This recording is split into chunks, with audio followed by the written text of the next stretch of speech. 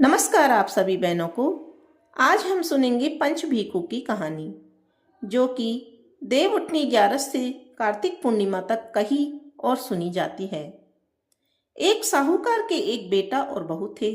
बहू रोज जब सवेरे जल्दी उठकर कार्तिक के महीने में गंगा जी नहाने जाती, पराये पुरुष का मुंह भी नहीं देखती थी। वहीं राजा का लड़का भी रोज सवेरे गंगा स्नान करने जाता था, पर यह सोचकर हैरान होता कि ऐसा कौन है जो मुझसे भी पहले नहाकर चला जाता है। कार्तिक के 5 दिन रह गए थे। साहूकार की बहू सुबह नहाकर जा रही थी कि राजा का बेटा आ गया। खड़का सुनकर बहू जल्दी जल्दी जाने लगी तो जल्दबाजी में उसकी माला मोचड़ी छूट गई। बेटे ने माला मोचड़ी देखकर सोचा, जिसकी माला मोचड़ी इतनी सुंदर है वह खुद कितनी सुंदर होगी। अब तो राजा ने सारी नगरी में ढेला पड़वा दिया कि यह माला मोचड़ी मेरे पास है। यदि वह 5 दिन मेरे पास आवेगी तब मैं माला और मोचड़ी दूंगा।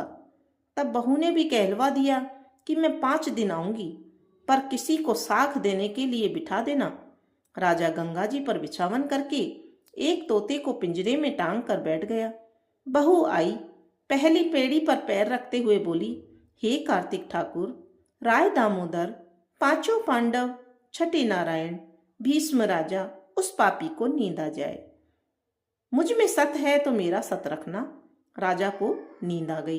वह नहा धोकर जाने लगी तो तोते से बोली, सुबह सुबह सुवटा, गले घालूंगी हार, साख भरिए मेरा वीरा। सुबह बोला, कोई वीरा भी साख भरता है क्या? तब वह बोली, सुबह सुबह सुपटा, पग पालूंगी घनेवर, साख भरिए मेरा देवर। तोता बोला, अच्छा भाभी, मैं साख भरूंगा। वह कहकर चली गई। राजा हड़बड़ाकर जब उठा और तोते से पूछा, वह आई थी क्या?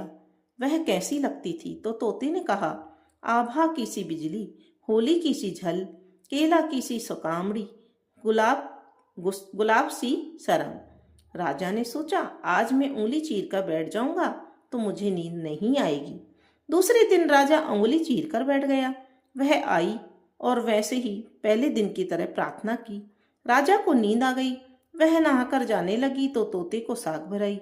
राजा ने उठते ही तोते से पूछा तो उसने पहले दिन की तरह ही जवाब दिया।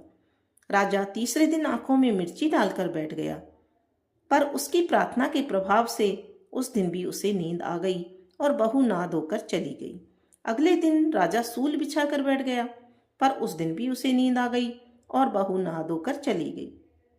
अगले दिन राजा आगी के खीर पर बैठ गया, पर फिर भी नींद आ गई और जाते समय तोते को साख भरा गई कि उस पापी को कह देना कि मेरे 5 दिन पूरे हो गए हैं, अब मेरे माला मोचड़ी घर भेज दे।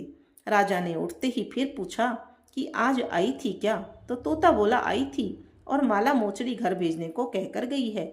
थोड़े दिन बाद राजा को कोढ़ हो गया, त्राही त्राही करने लगा, पूरे शरीर में जलन होने लगी। ब्राह्मण को बुलाकर राजा ने पूछा, यह रोग कैसे हो गया? तो ब्राह्मण बोला, आपने किसी पतिव्रता स्त्री पर बुरी नजर डाली है, उसी का प्रभाव है। राजा बोला, अब क्या उपाय है ब्राह्मण?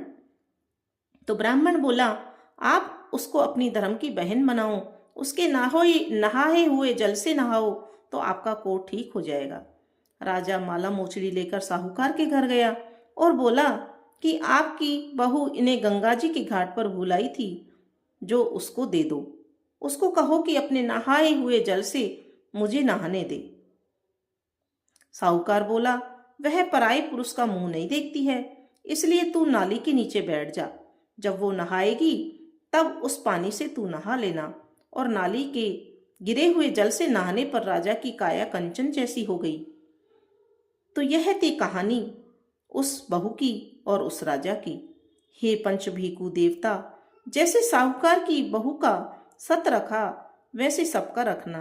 कहानी कहने वाले का, सुनने वाले का और हुंकारा भरने वाले का और सब परिवार का सत रखना।